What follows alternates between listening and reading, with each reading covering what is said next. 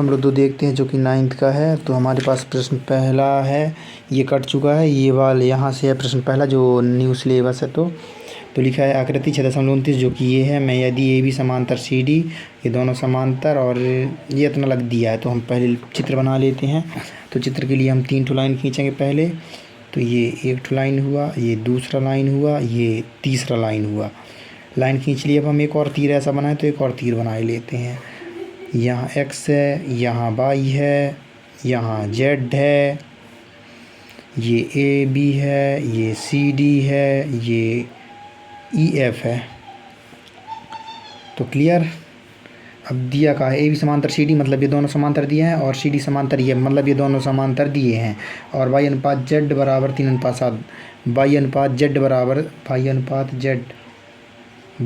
Z बराबर 3:7 दिया है बाई जेड। तो कुल मिला के जेड बराबर एक्स होगा। एकांतर अंतः कोण पहले हम लिख लेते हैं, दिया है तो जो इसमें लिखा रहता है बुक में उसे लिखने में भी नंबर मिल जाता है। जैसे दिया है इतना लिख देंगे यहाँ तक, और यहाँ ज्ञात कीजिएगा। तो ज्ञात करना में एक्स बराबर क्वेश्चन मार्क, तो इतना में 1-2 नंबर मिल जाता है। ये चित्र भी बना दोगे तो चलो दिया है हमें, हम छाप देते हैं ए बी समांतर सी डी,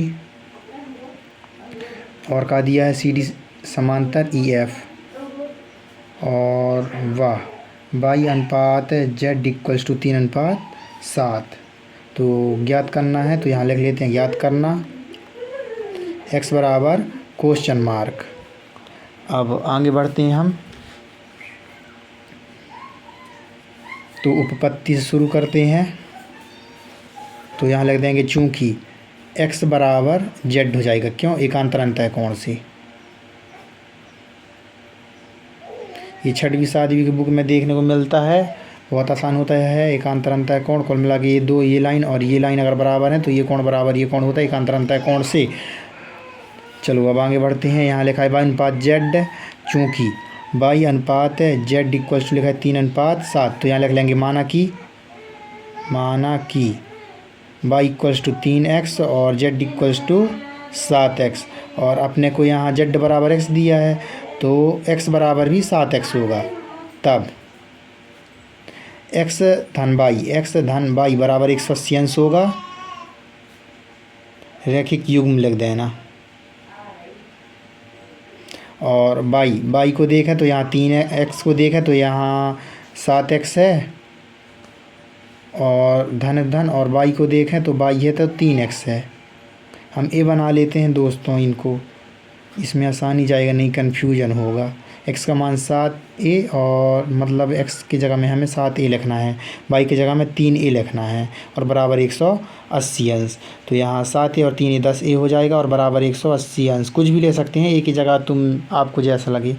तो a बराबर 180 और बटे में आ जाएगा 10, तो 0 कट जाएगा, और a का मान आ गया 18 अंश। तो a बराबर अपना आ गया 18 अंश।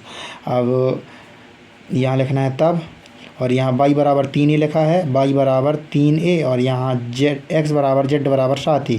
तो x बराबर z बराबर 7a। तो यहाँ 3a है तो 3 गुणा a का मान कितना है 18।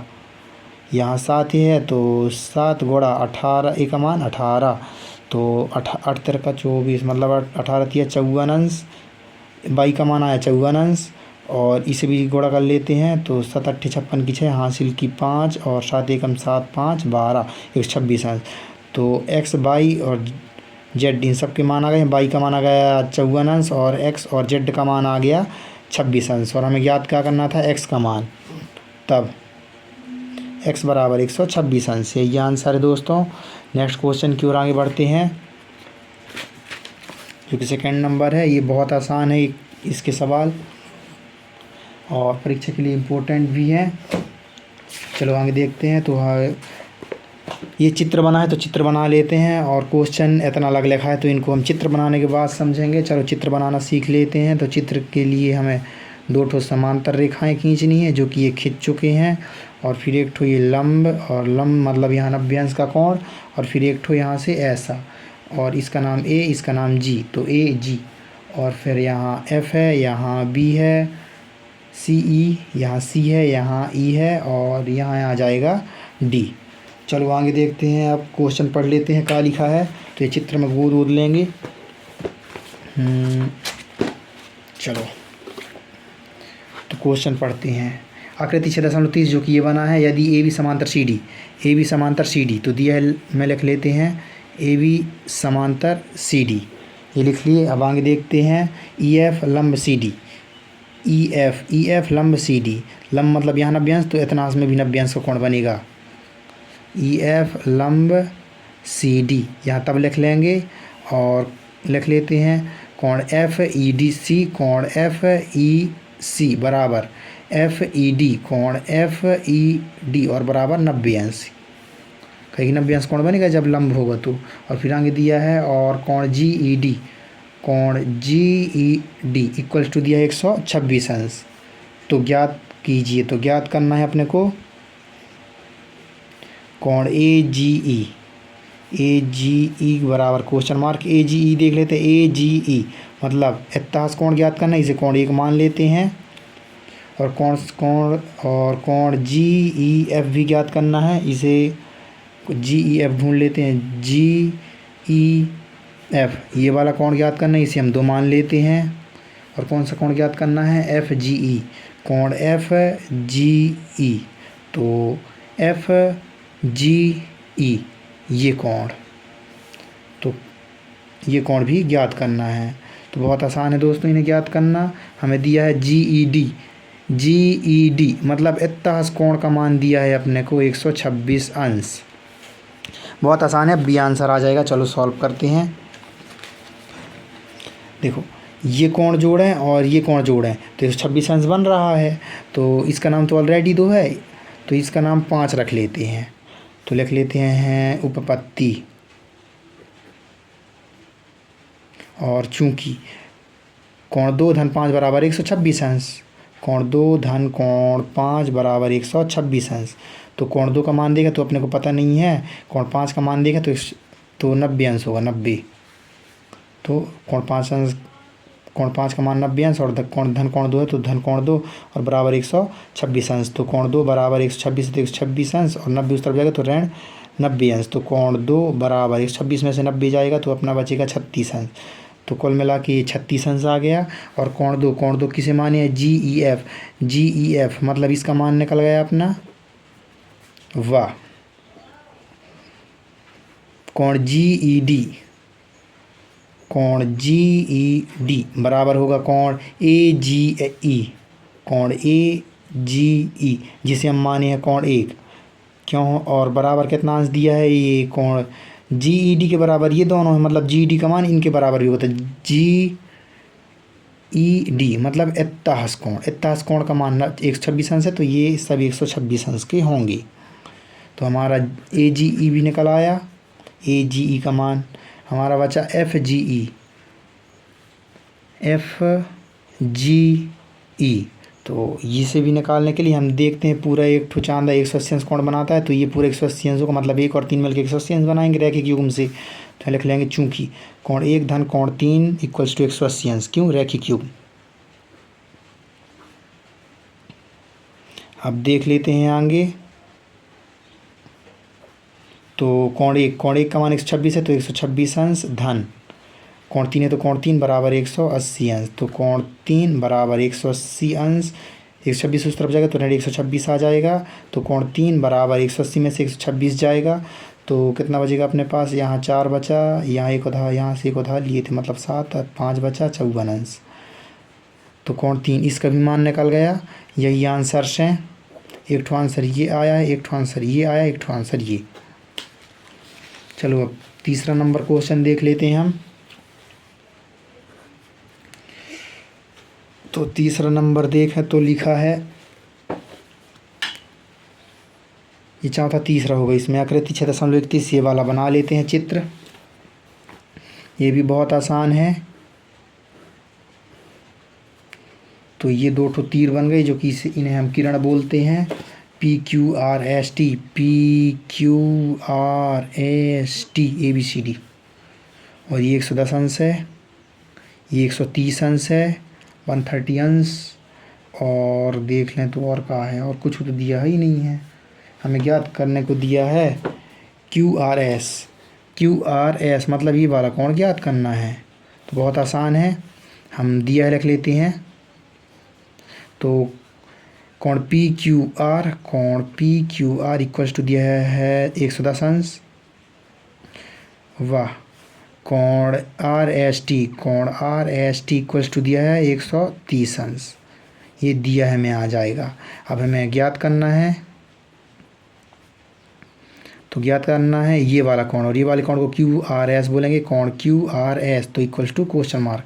अब उत्पत्ति में आते हैं हम।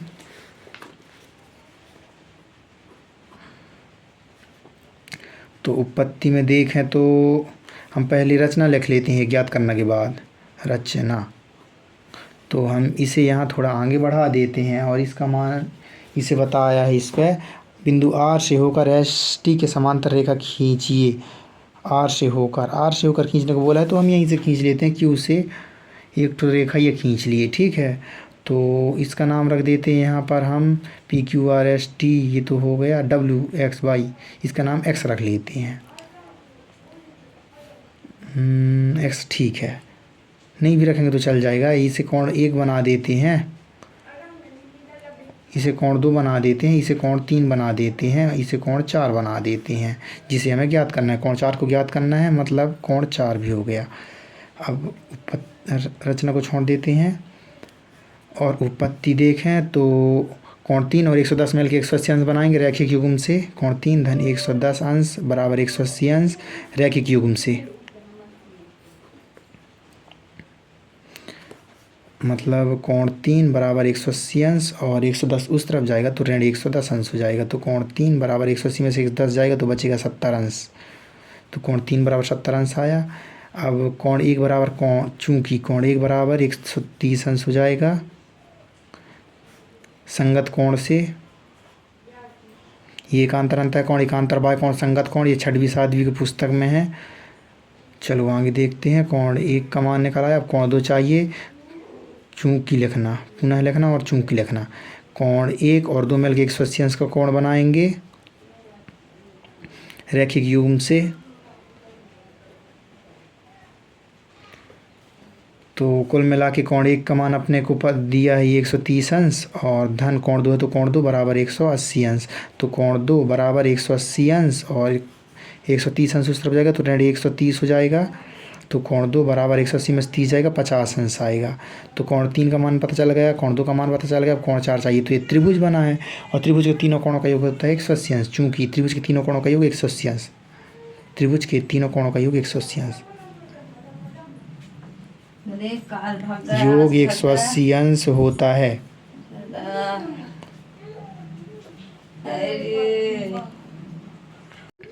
आगे देखते हैं। त्रिभुज के तीनों कोणों का योग 180 अंश हो जाता है, मतलब 2, 3 और 4। तो कोण 2 धन कोण 3 धन कोण 4 बराबर हो जाएगा 180 अंश। कोण 2 का मान अपने पास दिया है 50 अंश, धन कोण 3 का मान अपने पास दिया था, ये दिया है 70 अंश, और धन कोण 4 बराबर हो जाएगा 180 अंश। तो 50 और 70 हो जाएगा 120 अंश। धन कोण 4 इक्वल्स टू 180 अंश। तो कोण 4 बराबर 180 और 120 उस तरफ जाएगा तो ऋण 120 आ जाएगा। तो कोण 4 बराबर 180 में से 20 जाएगा, बचेगा 60 अंश। यही आंसर है। अब चलो चौथा नंबर देख लेते हैं।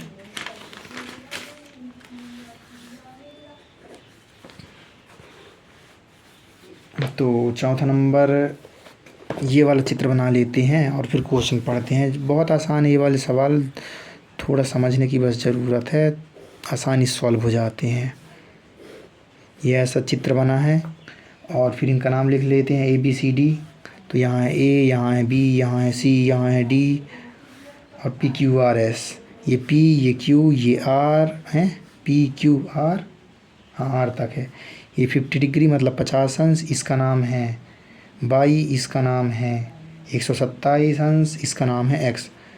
तो दिया है, लिख लेते हैं। कोण APC, कोण APC इक्वल्स टू हो जाएगा 50 अंश। कोण PRD इक्वल्स टू हो जाएगा 127 अंश। और ज्ञात करना है, तो ज्ञात करना में लिख लेंगे कोण x बराबर क्वेश्चन मार्क लिख लेते हैं और y बराबर क्वेश्चन मार्क। यही तो दिया होगा ज्ञात करने को। हाँ, ए बी समांतर सी डी, कोण ए पी क्यू बराबर 50 अंश और ये बराबर 180 अंश, तो एक्स वाई ज्ञात कीजिए। तो हम चलो उत्पत्ति लिखते हैं और बहुत आसानी से देखते हैं। यहाँ एक्स बराबर 50 अंश हो जाएगा। यहाँ लिखना चूँकि अपने को ए बी समांतर सी डी दिया है, ए बी समांतर सी डी, तो यहाँ लिखना और कोण नहीं, एक्स बराबर हो जाएगा 50 अंश, एकांतर अंत है कोण से। और फिर इसके बाद देखते हैं पुनः 127 अंश बराबर होगा 22-50, एकांतर अंत है कोण से। कहे कि ये बराबर ये, तो ये बराबर है तलक पूरा, तो 22-50 अंश यहाँ लिख लेते हैं एकांतर अंत है कोण, एकांतर अंत है कोण। तो 22-50 और बराबर 127 ऐसा इस जमा लेते हैं, तो बाई बराबर 127 अंश और 50 उतर जाएगा तो 50 हो जाएगा, तो बाई बराबर 127 में से 50 जाएगा तो बचेगा अपने पास, पता नहीं है 7 यहाँ बचा, और फिर 12 में से 5 जाएगा तो 7 बचेगा, 7 बचेगा, तो 77 अंश सतह लिखना है। और x बराबर अपने को मिला है 50 अंश और बाई बराबर मिला है 77 अंश। यही आंसर्स हैं। 5वां नंबर देखते हैं जो कि बहुत ही आसान है। 5वां नंबर मतलब ये छठवां, ये इसे भी देख लेते हैं, चित्र बना लेते हैं। तीर कमान जो भी बना है p q r s a b c d, तो कुल मिला के ये एक ठो मिरर है और एक ठो मिरर ये है, मतलब आईना, एक 2 ठो आईना हो गए। इनमें अब एक ये प्रकाश की किरण छोड़े तो ये यहाँ टकरा के यहाँ टकराया और फिर वो यहाँ से यहाँ टकराया, नहीं टकराया है, ऊपर जाके इस तरफ को भग गया है, तो इसका नाम डी रखा है, इसका नाम ए रखा है, इसका नाम बी है, इसका नाम सी है, उसका नाम डी है। यहाँ ऐसे जा रहा है, इसमें पुताई कर देते हैं तो ये पुताई हो गया, फिर पुताई कर देते हैं तो ये पुताई हो गया। अब आगे देखते हैं कि दिया का है क्वेश्चन में पी क्यू आर एस, तो इसका नाम पी, इसका नाम क्यू, इसका नाम आर, इसका नाम एस रख देते हैं जो दिया है। तो आकृति इतना लग में, तो इतना लग में पी क्यू और आर एस, पी क्यू और आर एस दो दर्पण हैं जो एक दूसरे के समांतर रखे गए हैं। समांतर मतलब पी क्यू समांतर आर एस दिया है, चूँकि नहीं दिया है मैं लिख लेती हैं, दिया है पी क्यू समांतर आर एस। और आगे देखते हैं एक आपतन किरण है ए बी, आपतन किरण ए बी दर्पण पी क्यू से बी पर टकराती है और परावर्तित किरण बी सी, ये परावर्तित किरण बी सी है, पर चलकर दर्पण आर एस दर्पण ये है से सी पर टकराती है तथा पुनः सी डी, ये सी डी के अनुदिश परिवर्तित से सिद्ध कीजिए कि ए बी समांतर सी डी। हमें सिद्ध करना है ए बी समांतर सी डी, मतलब ये लाइन समांतर, ये लाइन अपने को सिद्ध करना है। तो सिद्ध करना लिख लेते हैं, सिद्ध करना में ए बी समांतर सी डी, तो ये बहुत आसान है। उत्पत्ति देखते हैं, तो उत्पत्ति में आ जाएगा, यहाँ से एक अभिलंब खींच लेते हैं, एक अभिलंब यहाँ से खींच लेते हैं, इसका नाम रख देते हैं पी तो यहाँ है, इसका नाम रख देते हैं एक्स, इसका नाम रख देते हैं वाई। माना A B X Y C दो किरण है, किरण नहीं अभिलंब हैं, यहाँ लिख देना है। तब इनके अंदर कोण बन रहे हैं, एक कोण ये, एक कोण ये, एक कोण ये, एक कोण ये, इसका नाम 1 रखते हैं, इसका नाम 2, इसका नाम 3, इसका नाम 4, और ये बड़े कोण का नाम रख देते हैं 5, ये बड़े कोण का नाम रख देते हैं 6। तो हमें कोण 1 बराबर कोण 2 हो जाएगा, कोण 1 बराबर कोण 2 व कोण 3 बराबर कोण 4। और चूंकि कोण 2 बराबर कोण 3 होगा, क्योंकि एकांतर अंतः कोण है, कोण 2 बराबर कोण 3 एकांतर अंतः कोण, एकांतर अंतः कोण से ये हो गया। और यहाँ लिखने देना है तब जब कोण 2 बराबर 3 होगा तो कोण 1 बराबर कोण 2 बराबर कोण 3 बराबर कोण 4, ये सब आपस में बराबर हो जाएंगे, तो कोण 1 बराबर कोण 2 बराबर कोण 3 बराबर कोण 4, फिर यहाँ तो लिख देना है। और अगर ये सब बराबर हैं आपस में तो कोण 5 बराबर कोण 6 भी हो जाएगा, कोण 5 बराबर कोण 6, फिर यहाँ लिख देना है। अतः हमें सिद्ध क्या करना था, ए बी समांतर सी डी, ए बी समांतर सी डी, यहाँ प्रूव लिख देना है और हमारा प्रश्नावली खत्म।